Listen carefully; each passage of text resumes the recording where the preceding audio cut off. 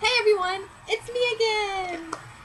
I'm making this video today because as you all know, I just finished reading this book, Jim Henson's Biography, and I absolutely love this book. I'm sure you all know that too by all the statuses I wrote about it, and really, really long statuses.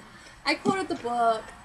I'm sure you were all sick of reading that, but I am not sorry!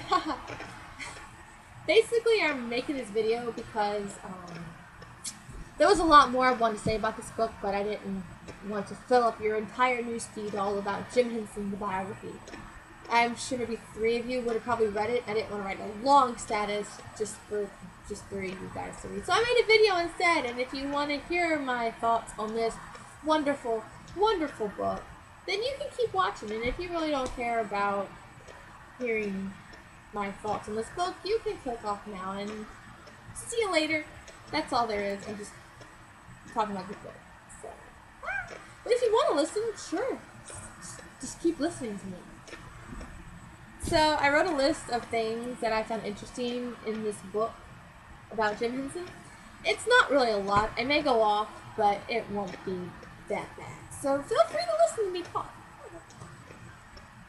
Okay, so the first interesting thing I found out in this book is that, well, I kind of knew this already, is that Jim Henson, he did not start out being a puppeteer. He did not start his career off like, oh, I'm going to be a puppeteer. I like puppeteers. He didn't grow up with puppets or anything. No. The reason he became a puppeteer was so he could work in television. His number one goal since he was like, when he first got his first television set, was to work on television. And the only way to do that was to be a puppeteer because they had this audition for puppeteers when he was 17, and he auditioned for that, and he became a little puppeteer, in which eventually grew into something a lot more than that. An interesting fact is he learned how to puppeteer from a library book, a couple library books, so that was pretty cool. Yeah, and also I really think that if he could have gotten away from puppets, like just abandoned them altogether, he probably would have, because he really didn't want to be labeled as a puppeteer. He wanted to design sets and stuff like that, but he was just so talented with those puppets that he really couldn't get away from them, which I guess is good for us.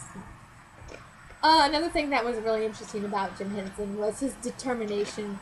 Like, this guy, when he had an idea, he would stop at nothing until he accomplished what he wanted to, or he would get as far as he could with it before he abandoned the idea. Like, for instance, he had this idea for a Broadway play with the Muppets, and he had the whole idea lined up. He had a theater, he had writers, and he did all he could. He pushed for it, he fought for it, but it just didn't work out. He eventually abandoned the idea, but he tried for it. And he continued to try and get the Muppets on a television show, which he did. And that actually took 10 years before he got the Muppets their own TV show, which was pretty cool. That's determination. And turns out the Muppet Show became the #1 show in the world at that time. So follow your dreams, people. Follow your dreams. Probably one of my favorite things I learned about Jim Henson in this book was that every project he worked on, it was never about the money.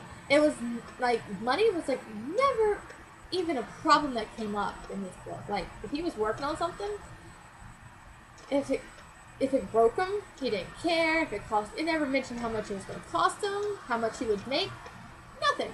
Like, every project he worked on, it all talked about the love and creativity he put into it to making it as good as he could for the audience. And if the audience was disappointed in it, then he felt really bad and that he failed. And every time, like, The Dark Crystal, which he really put a lot of work into and thought it was just the greatest thing ever, but the audience didn't receive it very well, and he felt like a failure, and that just made me really sad, because it's like, oh, the effort he put into this, and it wasn't about, because he lost some money on that, but it didn't even really mention that in the book at all, which I thought was pretty cool. And also, when he sold the company to Disney, well, yeah, when he sold his company to Disney, it wasn't about how much money he was going to make. It wasn't about, oh, I'm going to sell my company and make all this money. No, he sold his company because he wanted Disney to handle his company, and he would worry about creating stuff. Like, that was pretty cool. I was like, well, that's pretty awesome. So that's one of my favorite things I learned about him was he wasn't concerned about money. He was just, all he really cared about was creating things and creating great things for people to enjoy, which he did. Okay, this next thing's kind of off, not really. Uh, Sesame Street and the Muppet Show. Okay, so you got Sesame Street and you got the Muppet Show.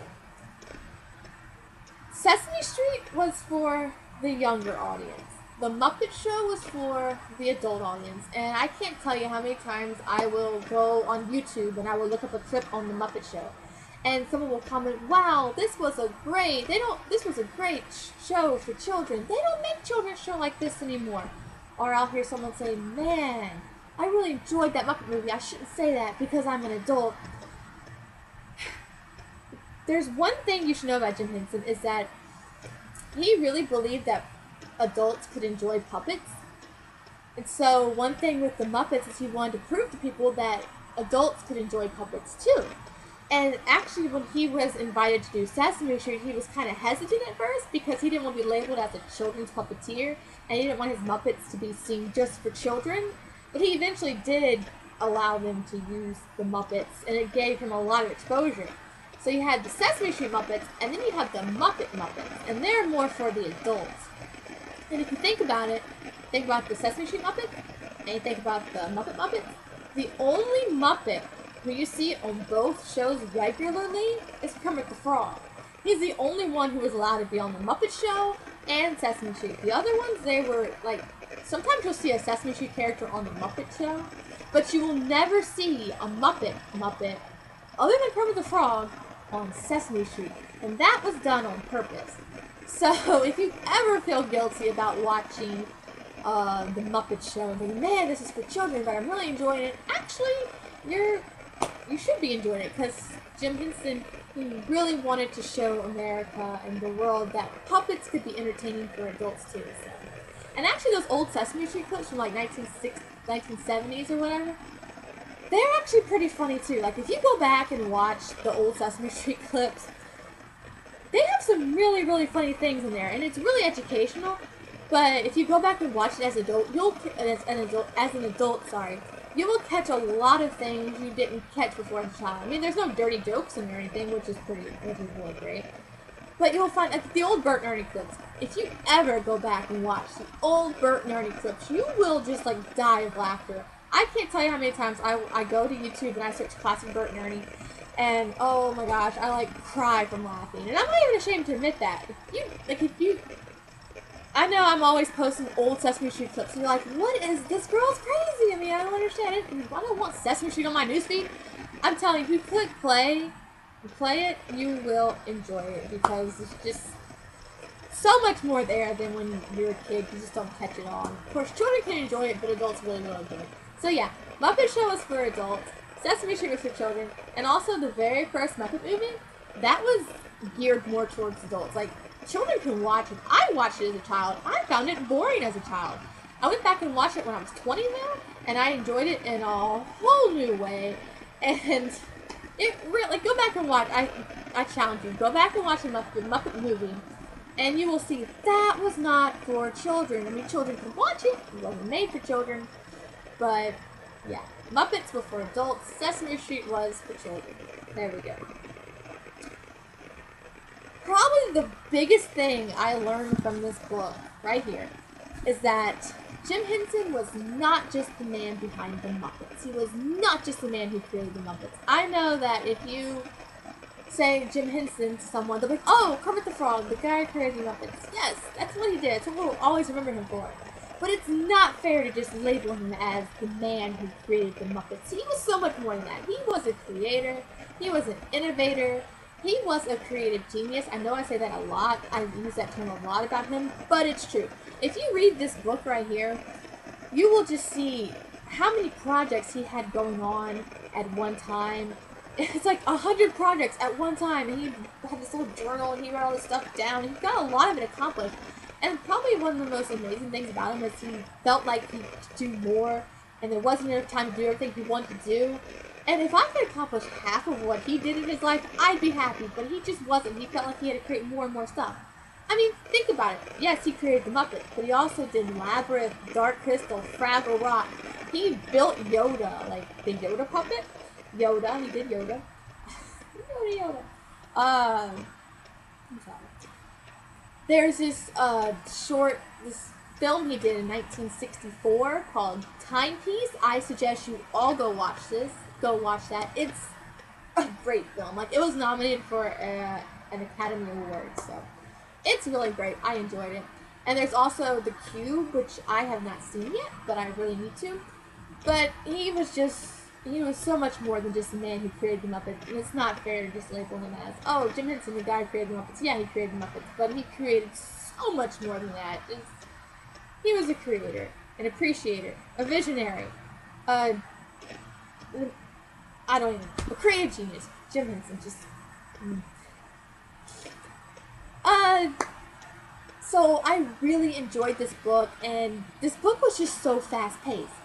Like, once he started his career, and from then on, the book was just like wham, wham, wham, wham. I mean, he was traveling from country to country, all across America. He had his 5 children, he had his family life going on, he had his work life going on, and it was just busy, busy, busy, busy, busy. And whenever he finally does die, spoiler alert if you didn't know, Jim Henson does die in this book. He does in real life, which is a little sad. But, like, when I read that sentence, on Wednesday, May 16th, 1990, at sometime early in the morning, Jim Henson died. Kind of had to take a minute, because you could just feel how big of a loss that was. Like, in this book, he was just such a big person, and just, everyone, like, a lot of people, like, depended on him and all this stuff, and it was just, when he died, you were just like, take a second, like, what's gonna happen now? Well, of course, the book kind of ended soon after that, but it slowed down at such a slower pace. It's just like, you had to take a moment to take that in, because it was just so fast-paced and all this stuff going on. It was just died all of a sudden like that. It was like, oh, it was really sad. So, yeah. If you watched this video to this point, I recommend this book to you. If you know the name Jim Henson, I recommend this book to you. If you know the name Kermit the Frog, I recommend this book to you. If you know the name Ernie, I recommend this book to you. If you know about Sesame Street, I recommend this book to you.